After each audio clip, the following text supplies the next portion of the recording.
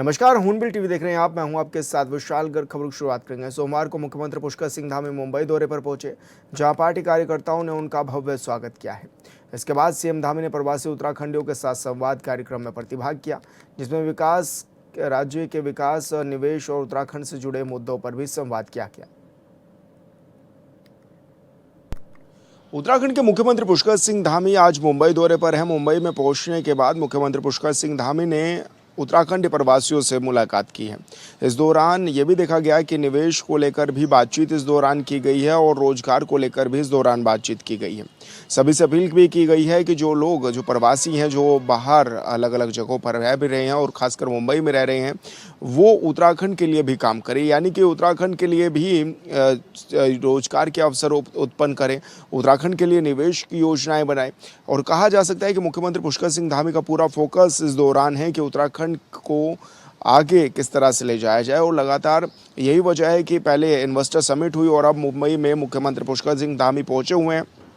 उत्तराखंड प्रवासियों से उन्होंने मुलाकात की और मुलाकात काफ़ी सार्थक भी ये मानी जा रही है, क्योंकि देश की आर्थिक राजधानी मुंबई को माना जाता है और अक्सर ये देखा जाता है कि जब बड़ी मीटिंग्स मुंबई में होती हैं या रोजगार के नए अवसर तलाशने हों, तब मुंबई इसका रुख किया जाता है। तो ऐसे में कहा जा सकता है कि मुंबई में मुख्यमंत्री का जाना, एक इसको कहा जा सकता है कि एक बड़ा फैसला भी माना जा रहा है और इससे आगामी दिनों में बेहतर कार्य होने की भी संभावना बताई जा रही है। हालांकि मुख्यमंत्री पुष्कर सिंह धामी ने अभी तो सभी से अपील भी की है, बातचीत भी की है और उत्तराखंड पर फोकस रखने की भी बात मुख्यमंत्री धामी ने कही है।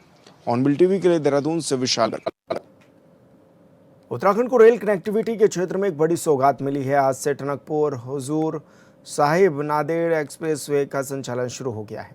रेल मंत्री अश्विनी वैष्णव ने कहा है कि ये सेवा उत्तराखंड के तराई क्षेत्र में रहने वाले सिख समाज की लंबे समय से चली आ रही थी और इस मांग को पूरा किया जा रहा है। उन्होंने बताया कि केंद्रीय राज्य मंत्री रवनीत सिंह बिट्टू, केंद्रीय मंत्री जितिन प्रसाद, मुख्यमंत्री पुष्कर सिंह धामी समेत कई जनप्रतिनिधियों ने इस ट्रेन के संचालन की मांग की थी।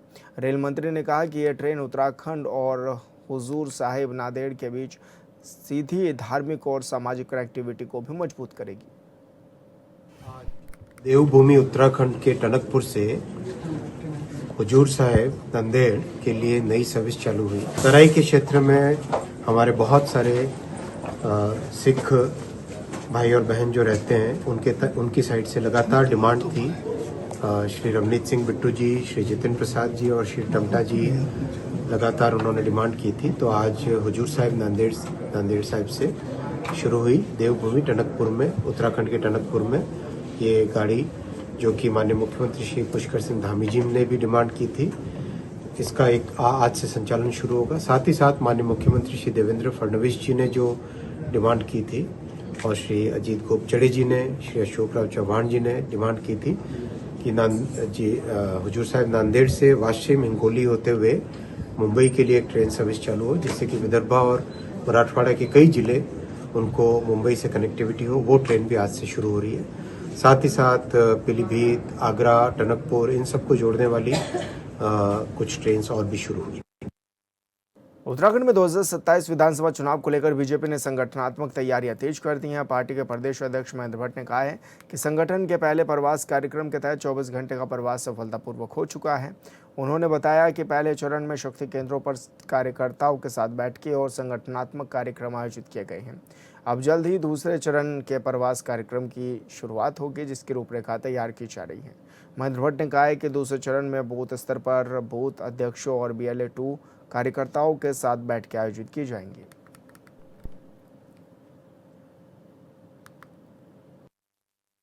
लगाई 24 घंटे का प्रवास सबका हुआ है और अभी सेकंड चरण के प्रवास के भी हम कार्यक्रम बना रहे हैं। बहुत जल्द सेकंड चरण का प्रवास भी होगा। अभी पहले चरण के प्रवास में शक्ति केंद्र की बैठक हुई है। दूसरे प्रवास के में हम बूथ स्तर के जो BLA-2 और जो हमारे बूथ अध्यक्ष हैं, उनके साथ भी इनकी बैठक हम करने वाले हैं। प्रदेश कांग्रेस कमेटी ने पिथौरागढ़ के 3 नेताओं को अनुशासनहीनता करने पर पार्टी से निष्कासित किया है। इन नेताओं की प्राथमिक सदस्यता निरस्त कर 6 साल के लिए इन्हें बाहर का रास्ता दिखा दिया गया है।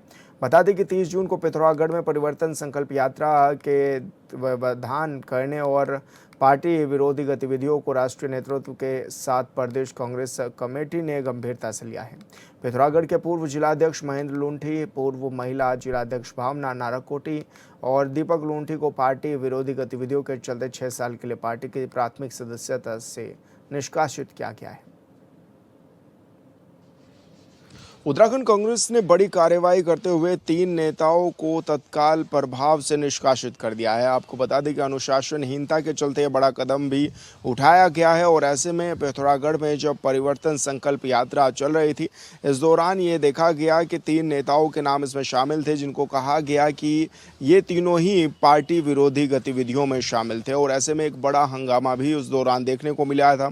कांग्रेस के प्रदेश अध्यक्ष भी उस दौरान, गणेश गोदियाल उस दौरान मंच पर थे, तमाम बड़े नेता उस दौरान मंच पर थे। उस टाइम ये विरोध के आभास भी देखने को, विरोध के स्वर भी देखने को नजर आए थे, जिसके बाद कांग्रेस ने बड़ी कार्रवाई की है। दरअसल ये 3 नेताओं के नाम भी इस लिस्ट में शामिल हैं, जिनको जो है निष्कासित किया गया। इसमें पूर्व जिला अध्यक्ष महेंद्र लूंठी है, पूर्व महिला जिलाध्यक्ष भावना नारकोटी है और दीपक लूंठी समेत 3 ये नेता हैं जिनको 6 साल के लिए पार्टी की सदस्यता से निष्कासित कर दिया गया है। यानी कि कहा जा सकता है कि कांग्रेस पार्टी ने ये एक बड़ा फैसला लिया है और उस दौरान बड़ी कार्रवाई भी देखने को मिली है। हॉर्नबिल टीवी के लिए देहरादून से विशाल। बद्रीनाथ धाम में सामने आए कथित चोरी के मामले को लेकर कांग्रेस ने राज्य सरकार पर सवाल खड़े कर दिए हैं। कांग्रेस प्रदेश अध्यक्ष गणेश गोदियाल ने कहा कि ये केवल चोरी का मामला नहीं है, बल्कि करोड़ों श्रद्धालुओं की आस्था और सनातन का अपमान है। उन्होंने आरोप लगाया है कि सरकार निष्पक्ष जांच करने के बजाय मामले को दबाने का प्रयास कर रही है। गोदियाल ने मांग की है कि इस प्रकरण की जांच किसी विभागीय समिति से नहीं, बल्कि विधानसभा की पार्लियामेंट्री जांच समिति से कराई जाए, ताकि पूरे मामले की सच्चाई सामने आ सके। उन्होंने कहा कि जिस विभाग पर सवाल उठ रहे हों उसी से जांच कराना उचित नहीं है और दोषियों के खिलाफ सख्त कार्रवाई भी होनी चाहिए।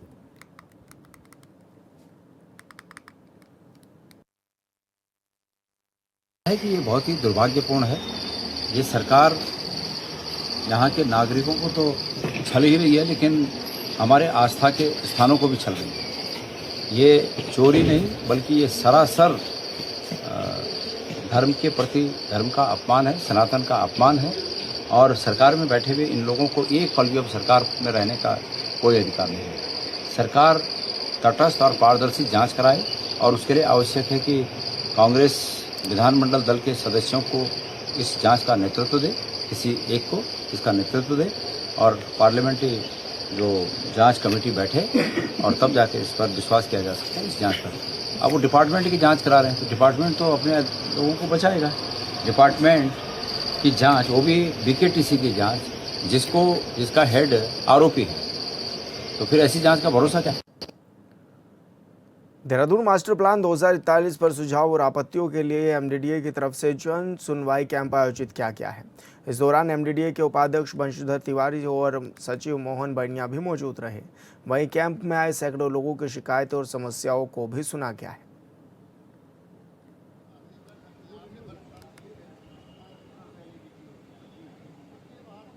क्या पूरी प्लानिंग रहेगी, क्या कुछ रहेगा सर? देखिए, पहले मास्टर प्लान तैयार किया गया और डिजिटल बेस्ड मास्टर प्लान है और इसमें अगर आप खसरा नंबर भी कोई डालेंगे जब ये फाइनल अपलोड होगा तो आप खसरा नंबर से भी अपनी ज़मीन का मास्टर लैंड यूज जान सकते हैं। ये प्रारंभिक रूप से जो तैयार किया गया उस पर फिर हम लोगों ने जन सुनवाई की, उसकी आपत्तियाँ और सुझाव मांगे, फिर उसका जो सेग्रीगेशन किया और उसको अलग अलग क्षेत्रों में फिर वो जो सुझाव आए हैं, जो आपत्तियाँ आई, उस पर हम लोग सुनवाई करके फिर उसको अंतिम रूप दे करके शासन को। लगातार चुनावी हार के बाद कांग्रेस अब जन मुद्दों को लेकर जनता के बीच अपनी मौजूदगी मजबूत करने में जुटी है। उत्तराखंड में निकाली जा रही परिवर्तन संकल्प यात्रा को पार्टी बीजेपी सरकार के खिलाफ जन जागरण अभियान और 2027 विधानसभा चुनाव की तैयारियों का अहम हिस्सा बता रही है। कांग्रेस का कहना है कि जनता के बीच पार्टी की लोकप्रियता बढ़ रही है और आने वाले चुनाव में इसका फायदा भी मिलेगा। इस पर कांग्रेस प्रदेश प्रवक्ता शिषपाल बिष्ट ने पार्टी की रणनीति और जनता के समर्थन को लेकर अपनी बात भी रखी है और कहा कि कांग्रेस 2027 में होने वाले चुनाव में पूरी तरह से तैयार है। देखिए, इस देश के अंदर लोकतंत्र है और लोकतंत्र में राजनीतिक दल चुनाव लड़ते हैं और कभी जनता का आशीर्वाद मिलता है, कभी नहीं मिलता है, हार जीत लगी हुई चीज है। लेकिन लोकतंत्र में जनता के मुद्दों से भागना किसी भी राजनीतिक दल के लिए शोभा नहीं देता। और आप देख लीजिए, कांग्रेस पार्टी लगातार पिछले 12 सालों से जनता के मुद्दों को मुखरता के साथ उठा रही है, जनता के हक की लड़ाई लड़ने का काम कर रही है। आदरणीय राहुल गांधी जी ने जिस तरीके से भारत जोड़ो यात्रा निकाली और पूरे देश को एकजुट करने का काम किया, उसका एक अंतर्राष्ट्रीय संदेश गया है। किसानों का मुद्दा हो, चाहे बेरोजगारों की रोजगार की बात हो, जो है नीट पेपर लीक का मामला हो, हर जगह आपको विपक्ष जो है मजबूती के साथ धरातल पर संघर्ष करता हुआ नजर आ रहा होगा। अभी उत्तराखंड में भी कांग्रेस परिवर्तन संकल्प यात्रा निकाल रही है। इस परिवर्तन संकल्प यात्रा का उद्देश्य है कि भाजपा सरकार का जो असली चेहरा है वो जनता को दिखाया जा सके, क्योंकि अब जनता भी उत्तराखंड में भाजपा सरकार से उठ चुकी है। और मेरा पूरा विश्वास है इस परिवर्तन संकल्प यात्रा का बहुत बड़ा लाभ 2027 के विधानसभा चुनाव में। यहाँ एक और उत्तराखंड सरकार की ओर से प्रदेश में ऑपरेशन प्रहार चलाया जा रहा है, जिसके तहत ऐसे कई असामाजिक तत्वों को पुलिस ने अपनी गिरफ्त में लिया है जो प्रदेश का माहौल खराब करने का काम कर रहे हैं। वहीं सरकार की इस पहल को राज्यसभा सांसद नरेश बंसल ने ऐतिहासिक बताया। उन्होंने कहा कि अपराधियों पर नकेल कसने के लिए पुलिस के पास पूरी पावर है और इस मिशन से पहाड़ हो या फिर मैदान, सभी जगह अपराधियों को छोड़ा नहीं जाएगा। प्रदेश में जो भी घटनाएं होती हैं, पुलिस उसका जल्द खुलासा कर आरोपियों को सलाखों के पीछे भी करती है और सरकार की प्राथमिकता है कि प्रदेश में शांति व्यवस्था बनी रहे। लेकिन इस तरह की अपराधियों पर खौफ क्यों नहीं बन पा रहा है? सरकार कहाँ फेलियर है या पुलिस को इतनी पावर क्यों नहीं मिल पा रही? नहीं, पुलिस के पास पूरी पावर है। प्रहार मिशन पावर के आधार पर ही चल रहा है। अपराधियों को छोड़ा ना जाए और सामान्य व्यक्ति को कोई कठिनाई ना हो, इसको लेकर पुलिस को पूरी छूट है और पुलिस उस पर काम कर भी रही है। जहाँ कहीं हम देखते हैं घटना होती है तो 2-4 दिन के अंदर अपराधी पकड़ा जाता है, कानून के हवाले होता है, फिर कानूनी प्रक्रिया में उसको जो भी सज़ा वगैरह होती है वो होती है। मुख्यमंत्री पुष्कर धामी के नेतृत्व में प्रदेश सरकार को 5 वर्ष पूरे हो गए हैं। एक और जहां बीजेपी की इसे सेवा, समर्पण और सुशासन का कार्यकाल बता रही है, वहीं कांग्रेस ने सरकार पर हमला बोलते हुए इसे मस्जिद, मजार और मदरसों की राजनीति करार दिया है। कांग्रेस प्रदेश उपाध्यक्ष सूर्यकांत धस्माना ने कहा है कि बीजेपी का एजेंडा विकास का नहीं बल्कि मदरसा, मस्जिद, मजार के नाम पर राजनीति करना है।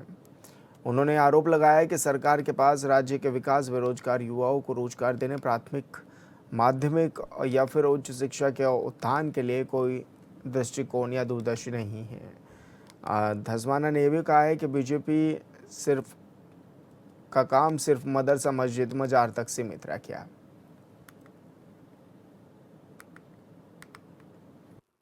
देखिए, भारतीय जनता पार्टी का एजेंडा है और इस एजेंडे पे हम फंसना नहीं चाहते। भारतीय जनता पार्टी मदरसा, मस्जिद, मजार इसका नाम लेकर के राजनीति कर रही है। उनके पास कोई दृष्टिकोण राज्य के विकास का नहीं है।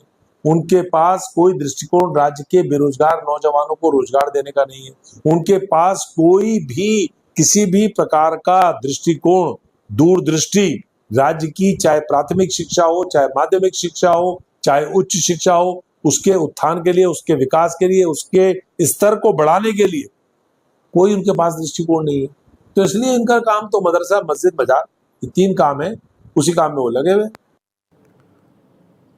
उत्तराखंड में 2027 विधानसभा चुनाव को लेकर कांग्रेस ने संगठनात्मक गतिविधियां तेज कर दी हैं। इसी कड़ी में अखिल भारतीय कांग्रेस कमेटी के महासचिव और सांसद केसी वेणुगोपाल 9 और 10 जुलाई को 2 दिवसीय दौरे पर देहरादून पहुंचेंगे। इस दौरान वो वरिष्ठ नेताओं, जिला और महानगर अध्यक्षों, तमाम प्रकोष्ठों के पदाधिकारियों के साथ अलग अलग बैठकें कर संगठन की मजबूती और चुनावी रणनीतियों पर भी मंथन करेंगे। कांग्रेस का कहना है कि परिवर्तन संकल्प यात्रा के जरिए कार्यकर्ताओं को बूथ स्तर तक सक्रिय किया जा रहा है।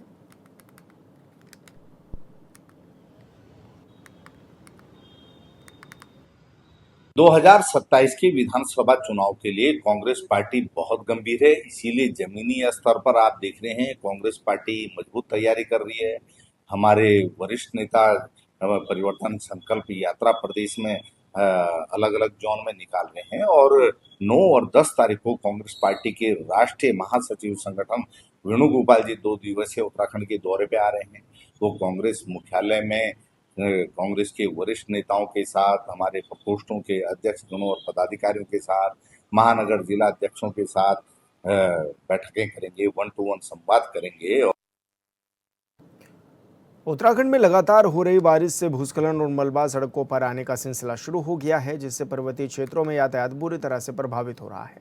उत्तरकाशी जिले में यमुनोत्री हाईवे भूस्खलन के चलते बंद हो गया, जिससे दोनों ओर वाहनों की लंबी कतारें भी लग गई। तो वहीं मलबा आने से अलग अलग जिलों में कई सड़कें भी बाधित हो गई हैं। उत्तराखंड में मौसम का मिजाज बिगड़ा हुआ है। पहाड़ से लेकर मैदान तक भारी बारिश का दौर भी देखा जा रहा है और सबसे अधिक जो चीज़ें जो हुई हैं, जो डैमेज हुई हैं, वो उत्तरकाशी, पिथौरागढ़ और चमोली में देखी गई हैं। उत्तरकाशी में भी ये देखा गया है कि तमाम सड़कें बंद है, भूस्खलन जैसी स्थिति बनी हुई है। कई यात्री यात्रा मार्ग पर ही फंसे हुए हैं और ऐसे में इन रास्तों को खोलने का काम सुचारू रूप से भी जारी है। तो वहीं ये भी देखा जा रहा है कि उत्तराखंड के तमाम क्षेत्रों में तमाम जो सड़कें हैं वो बंद इस दौरान हो गई हैं और ऐसे में काफ़ी लोग परेशान भी नज़र आ रहे हैं। हालांकि बीआरओ की टीम हो या फिर एनएचआई की टीम हो, वो रास्तों को सुचारू करने में जुटी हुई है और सभी से अपील भी की जा रही कि मौसम का मिजाज देख कर के ही जो है यात्रा आगे की करें। ऐसे में कहा जा सकता है कि उत्तराखंड में मौसम का मिजाज पूरी तरह से बिगड़ा हुआ है। मानसून पूरी तरह से एक्टिव है और मौसम के मिजाज के कारण ही पहाड़ से लेकर मैदान तक भारी बारिश का दौर भी देखा जा रहा है। हॉर्नबिल टीवी के लिए देहरादून से विशाल गर्ग। विकासनगर के कटापत्थर में आयोजित जनसंवाद कार्यक्रम में क्षेत्र की समस्याओं को लेकर विधायक मुन्ना सिंह चौहान ने सीधे संवाद जनता से किया है। कार्यक्रम में बड़ी संख्या में ग्रामीणों ने अपनी समस्याएं रखी, जिनके समाधान के लिए विधायक ने संबंधित अधिकारियों को मौके पर ही आवश्यक दिशा निर्देश दिए हैं। इस मौके पर विधायक मुन्ना सिंह चौहान ने कहा है कि जनता का विश्वास ही उनके सबसे बड़ी ताकत है और क्षेत्र का समग्र विकास उनकी प्रतिबद्धता है। उन्होंने भरोसा दिलाया कि विकास कार्यों में किसी प्रकार की लापरवाही बर्दाश्त नहीं की जाएगी।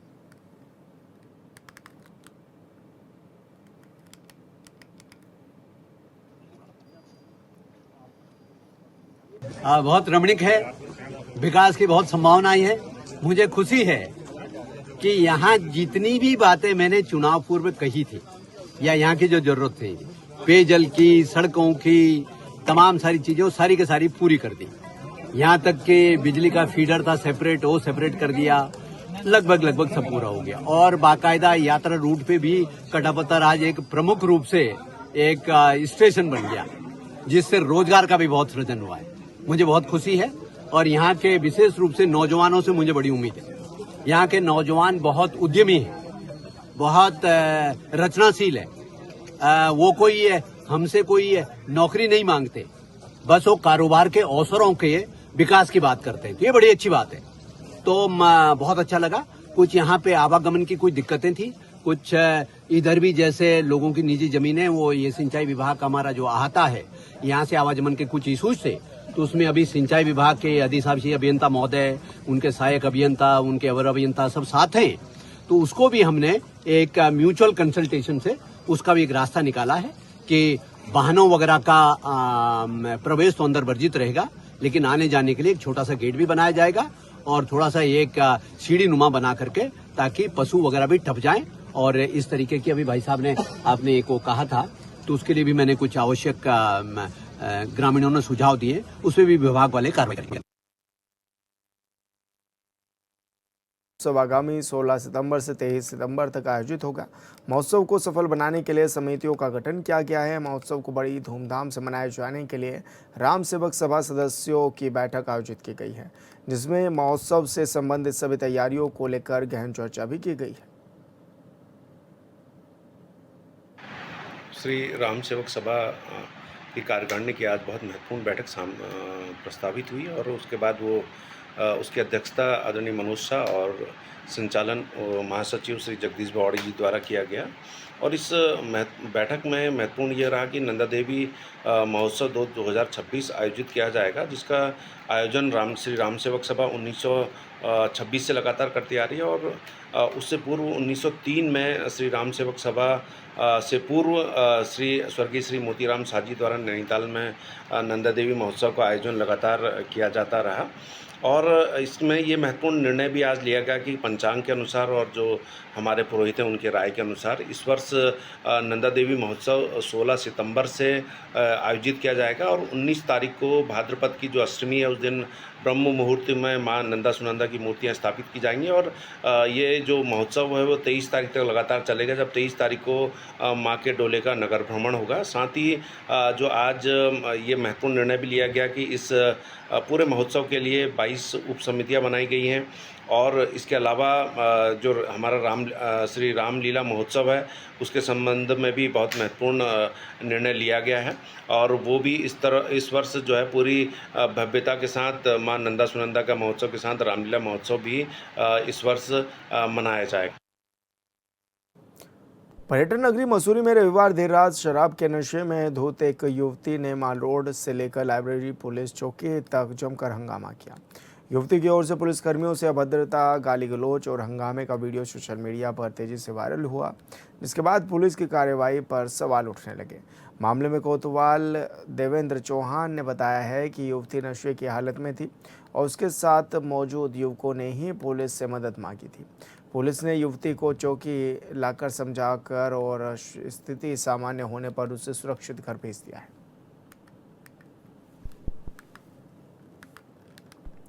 वन महोत्सव के अवसर पर सत्तीवाला सेक्शन में पौधारोपण कार्यक्रम आयोजित किया गया है। इस दौरान पर्यावरण संरक्षण और हरित क्षेत्र बढ़ाने के उद्देश्य से विभिन्न प्रजातियों के फलदार और छायादार पौधे लगाए गए हैं। कार्यक्रम में मौजूद जनप्रतिनिधियों और वन विभाग के अधिकारियों ने लोगों से अधिक पौधे लगाने और उनकी देखभाल करने का भी आह्वान किया है। उन्होंने कहा कि पौधारोपण केवल औपचारिकता नहीं बल्कि आने वाली पीढ़ियों के लिए स्वच्छ और सुरक्षित पर्यावरण सुनिश्चित करने का भी संकल्प है।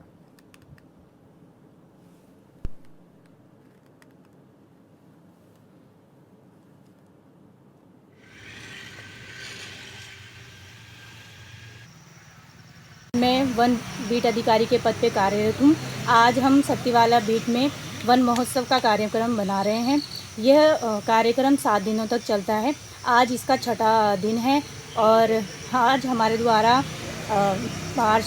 सत्तीवाला पार्षद जी और अन्य ग्रामवासियों के द्वारा वन महोत्सव बनाया गया। और मैं लोगों से भी यही अपील करती हूँ कि इसी तरह लगातार हर वर्ष निरंतर वन महोत्सव का प्रोग्राम बनाते रहें ताकि हमारी प्रकृति हरी भरी रहे। धन्यवाद। आज ये सत्तीवाला रेंज है हमारी, तो इसमें मैडम का फ़ोन आया था, तो आज ये वन महोत्सव बनाया जा रहा है। वन महोत्सव बनाने से फ़ायदा है क्योंकि देखिए आजकल आपको पता ही है कि जंगलात में कई आग और पेड़ व वृक्ष बहुत कम हो चुके हैं, जिसकी गर्मी बहुत ज़्यादा पड़ रही है। तो जितना हो सके हम तो कहेंगे कि एक पेड़ माँ के नाम भी लगाओ, और पेड़ लगाना बहुत अच्छी बात है, वृक्ष लगाएं ताकि अपनी भूमि हरी भरी रहे और ऑक्सीजन की भरपूर मात्रा में मिलती रहे। और गर्मी का जो हमें एहसास होता है उससे वृक्ष, आपको पता है जब छाए रहती है तो पेड़ों की, उसके नीचे अलग ही मज़ा आता है। तो कम से कम पेड़ तो लगाएगा। और फिलहाल इस बुलेटिन में मेरे साथ इतना ही। आप देखते रहिए हॉर्नबिल टीवी। नमस्कार।